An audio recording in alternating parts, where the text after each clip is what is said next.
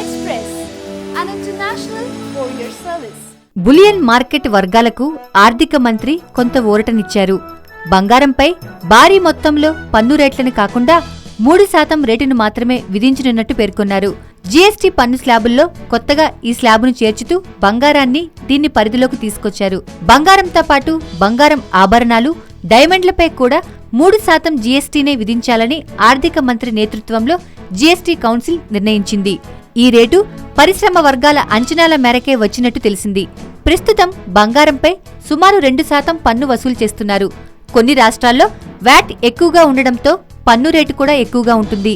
గత నెలలో జరిగిన జీఎస్టీ మండలి భేటీలో 4 రకాల జీఎస్టీ స్లాబులను నిర్ణయించిన సంగతి తెలిసిందే.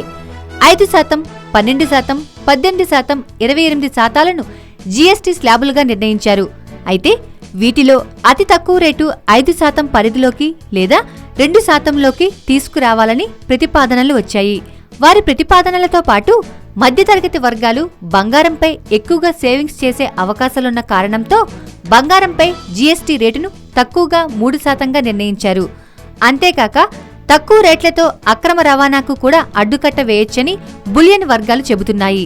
పన్నుల భారం ఎక్కువగా ఉంటే పన్నులు ఎగవేయాలనే ఆలోచనలు పెరిగి స్మగ్లింగ్కు దారితీస్తుందని ఆర్థిక మంత్రిత్వ శాఖకు అంతకు ముందే బులియన్ మార్కెట్ వర్గాలు విన్నపించుకున్నాయి. బులియన్ మార్కెట్ దారుల విన్నపం మేరకు ప్రభుత్వం కూడా బంగారంపై తక్కువగానే రేట్లను ఉంచింది. 3% రేటు బంగారం డిమాండ్ను దెబ్బతీస్తుందని అనుకోవడం లేదని, వినియోగదారులకు ఇది ఆమోదయోగ్యంగా ఉంటుందని చెప్పారు. ప్రస్తుతమున్న రేటుకు జీఎస్టీ రేటుకు పెద్దగా తేడా లేదని, అంగీకరించే విధంగానే ఉందని బులియన్ వర్గాలు చెప్పాయి.